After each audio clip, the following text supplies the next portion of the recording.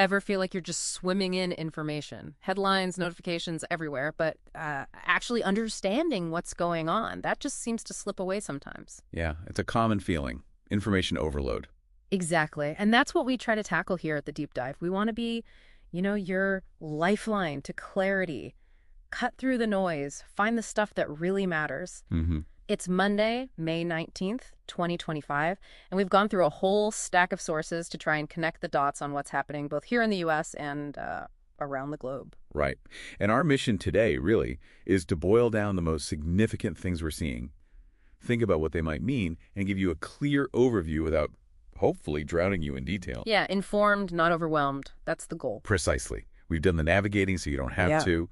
And what jumps out straight away is how interconnected everything seems. You pull one thread and, well, you find it attached to something else. Okay, so where do we start untangling this web? Maybe the U.S. economy? Sounds like a good plan. Let's start there. Okay, so it feels like things get a bit choppy after that Moody's U.S. credit rating downgrade on Friday. They did. And that seemed to hit something a lot of people watch closely, mortgage rates. Absolutely. Almost immediately, we saw the average rate for a 30-year fixed mortgage pop above 7%. Just briefly, mind you, it settled back slightly to 6.99%. Still, that's the first time over 7% since, what, mid-April? That's right, April 11th. And the link here is pretty direct. Moody's downgrade. It was all about concerns over growing government debt. Right. That worry makes investors demand higher returns, higher yields on things like the 10-year Treasury bond. And that bond yield, it's a major benchmark that heavily influences mortgage rates. So basically, less confidence in government finances means higher borrowing costs. Yeah, think of the 10-year Treasury yield as sort of a confidence meter for the U.S. government's financial health. Confidence dips, yield goes up, borrowing gets more expensive.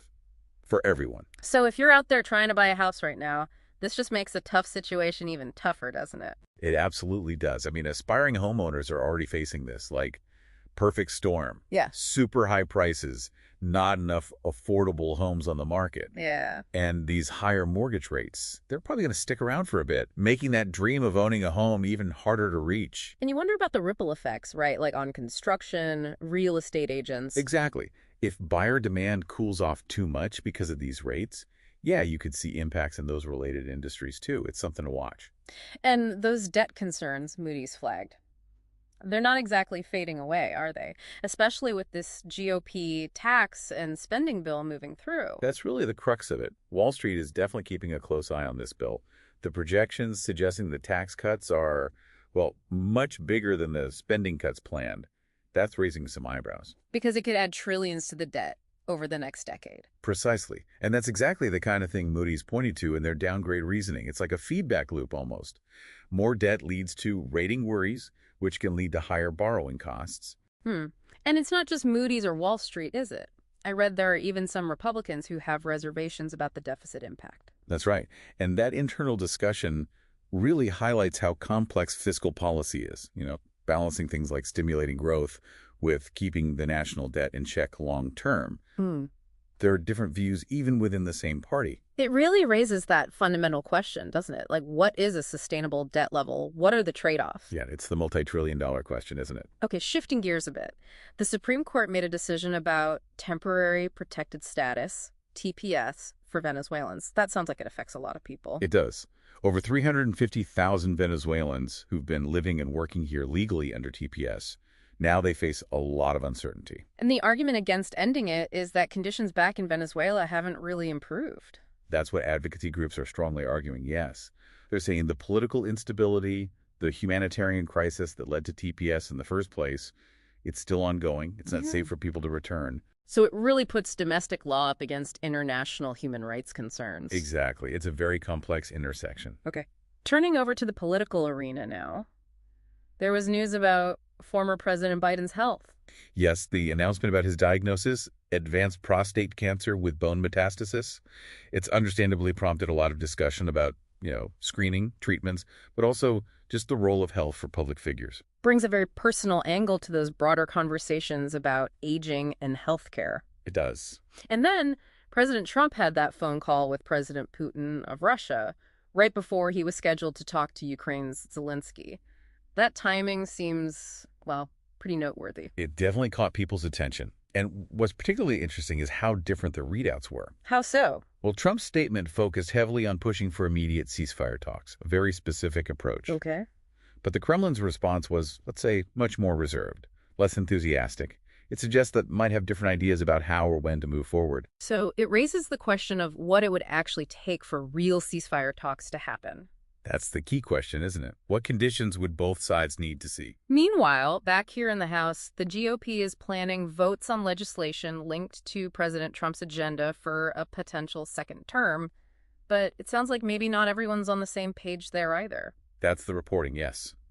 Disagreements, particularly around things like border security and just how big those tax cuts should be, could definitely create hurdles for getting that package passed. Shows how hard it is to keep party unity on really big, complex policies. It does, especially when there are potentially competing priorities within the party itself. Okay, on a different note, President Trump did sign something into law, the Take It Down Act, dealing with online harm. Yes, that's right. This law targets the sharing of intimate images without consent. And importantly, it also includes images generated by AI. Those deepfakes that look real but aren't. That seems increasingly necessary with technology advancing so fast. It reflects a growing worry in society, absolutely, Yeah. about how digital tech can be misused and the need for legal ways to protect people online. The challenge, of course, is always enforcement. How do you effectively enforce this stuff when the digital world changes so quickly? Good point. We also had a quick weather note. Severe storms in the central U.S. Yeah, a significant system moving through, carrying a real risk of tornadoes overnight. Just a reminder of nature's power and, the importance of paying attention to those local alerts. Definitely. And just a few other things catching headlines here in the U.S.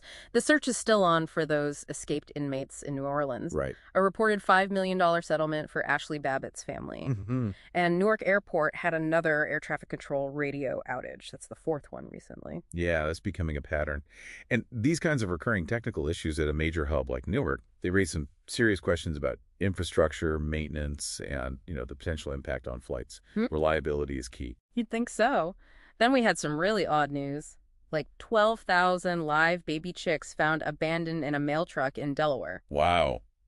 Okay, that's unusual. Right. And also that bust of Jim Morrison that was stolen from his grave in Paris years ago, they found it 37 years later. No kidding.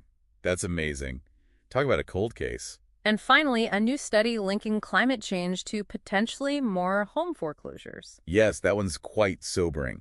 It draws a line between extreme weather events, which are becoming more frequent due to climate change, and the potential for increased financial instability for homeowners, possibly leading to more foreclosures. So environmental changes having direct economic consequences. It suggests that, yes, long-term financial impacts. Okay, let's shift our focus now to the global stage. The Middle East obviously remains a major area of concern, especially Gaza. And the big news today there is the arrival of the first aid trucks into Gaza. This is after nearly 3 months of what was essentially a very tight Israeli blockade. But it sounds like this didn't happen in a vacuum. There was a lot of international pressure building. Oh, absolutely. That's the crucial context. It wasn't just aid groups pleading. Key allies of Israel were getting much louder, much more critical. Including the U.S. What were they saying? The U.S. has been pretty blunt, actually, threatening concrete actions. And that reportedly includes potentially using sanctions if Israel doesn't drastically increase aid flow into Gaza and address the violence happening in the West Bank. That sounds like a noticeable shift in tone.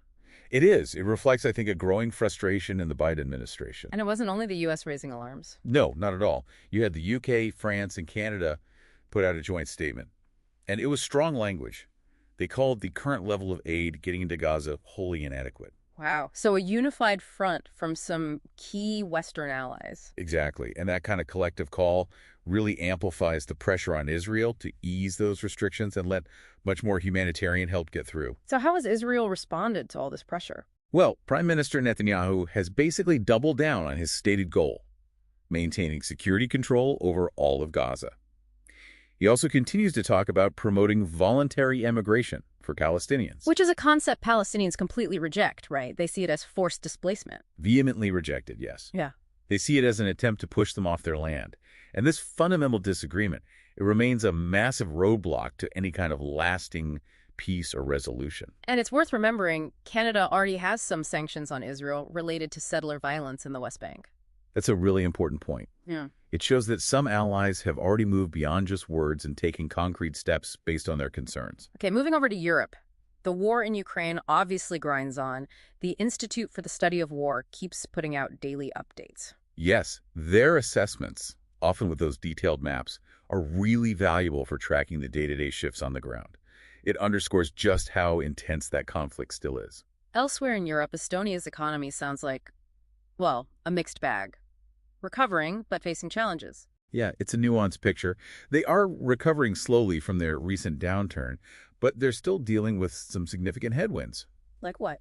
Well, inflation is still pretty high. There's a lot of uncertainty about the global economy in general, and they're seeing more trade barriers pop up. Yeah. All that's holding back a faster rebound. Okay. Plus, their growing tech sector, the young companies, they're struggling to find enough skilled workers and the investment capital they need to really grow. And I saw something about increased defense spending adding pressure, too. Exactly. They're having to spend a lot more on defense, understandably given the regional situation, and that puts a strain on their national budget. The IMF has actually suggested they might need to tighten their belts even further to ensure long-term stability. So it's that classic balancing act between security needs and economic health. A very difficult one, yes. On a more positive, collaborative EU note, there's this Pact for Skills hitting a big number and maybe a big defense spending plan. Yeah, the Pact for Skills, trading over 6.1 million workers across the EU. That's a pretty significant achievement for workforce development. And the talk about a possible 150 billion loans for arms scheme. If that happens, it would be a huge step up in boosting Europe's collective defense muscle. The EU is also planning ahead on things like gender equality and consumer rights. Yes, they're asking for public input for their next gender equality strategy, looking out to 2030, and also for a new consumer agenda. It shows they're trying to stay focused on those core policy areas and let people have a say. And across the channel, it sounds like the UK and EU are trying to smooth things over a bit post-Brexit. There are reports of a potential reset deal, trying to improve trade, security cooperation, maybe even agreements on tricky stuff like fishing and farming. And they're apparently talking about making it easier for young people to move between the UK and EU again, which could be good for cultural exchange and future jobs. Interesting. France is trying in a new way to handle merger reviews.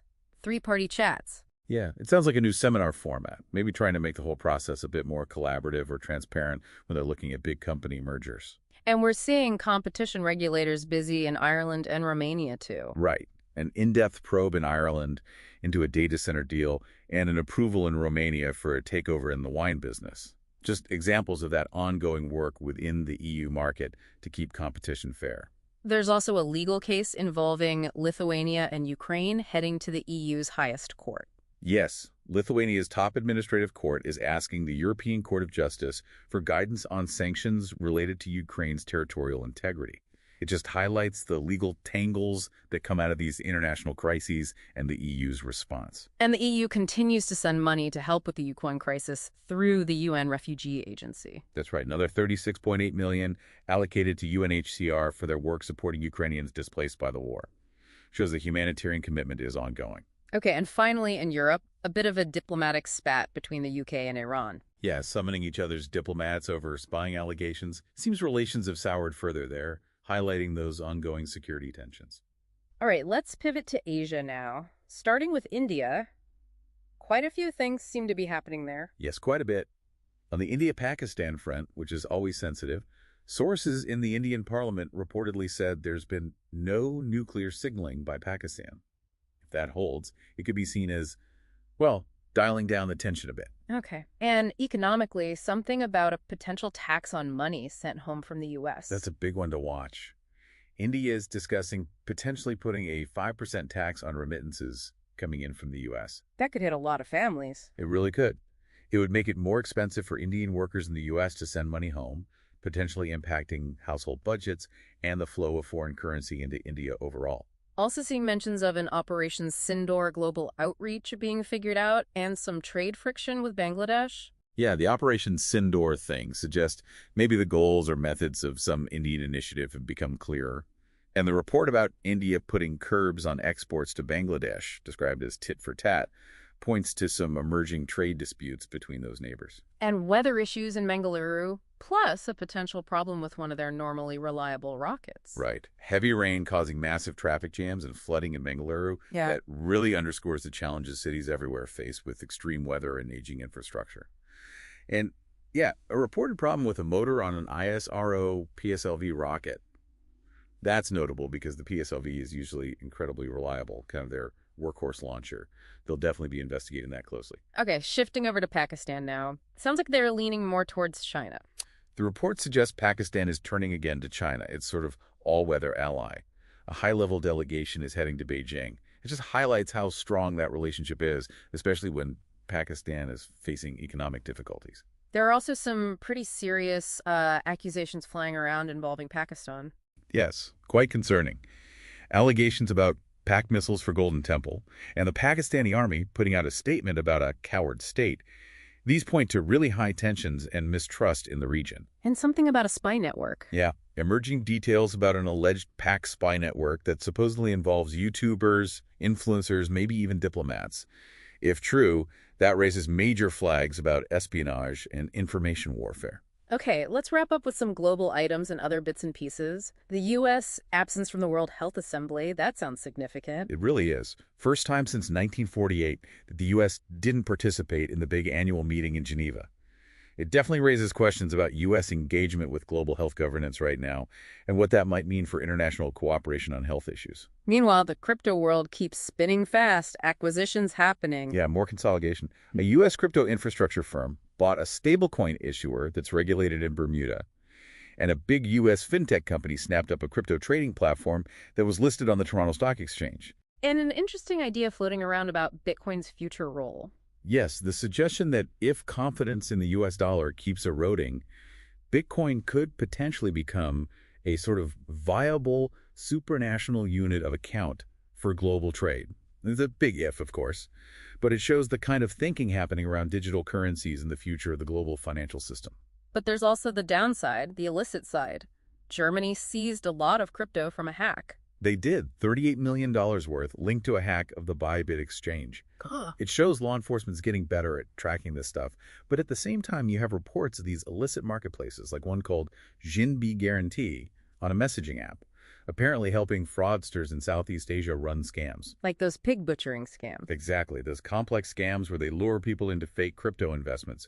It just highlights the ongoing fight against cybercrime. And another big hack in the DeFi space. Unfortunately, yes. A reported $2.1 million exploit involving Mobius token smart contracts on the BNB chain.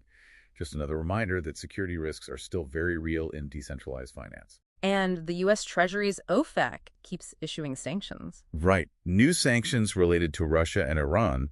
They clarified rules about oil services to Russia and targeted firms helping Iran's oil and missile programs. It just shows sanctions remain a key tool in U.S. foreign policy. Okay. And finally, ending on a much nicer note, that story about Pope Leo II and the pride back in his hometown in Peru. Yeah, that was really heartwarming. Seeing the excitement in Chio, Peru, people saying he has a Peruvian heart, it just underscores those deep personal roots, even for someone on the world stage. And that moment where he hugged his brother during the Mass. Just a very powerful, very human moment that clearly resonated with a lot of people. Well, that is quite a tour of a whole range of interconnected events happening all over. It really is striking, isn't it? How something happening in one corner of the world, maybe an economic policy change or a political spat, can send ripples everywhere else. It absolutely is. This deep dive, I think, really highlights just how complex our world is becoming and, frankly, the sheer amount of information we're all trying to process every day. Maybe the thing to really think about is looking past just the headlines, trying to understand what's driving these events and what the longer-term effects might be. You know, what are the second, third-order consequences that could ripple out from all this? That's a great point. What happens next? Definitely something to mull over. Thanks for joining us for this deep dive. My pleasure. We'll be back again soon to unpack more of the crucial stories shaping our world.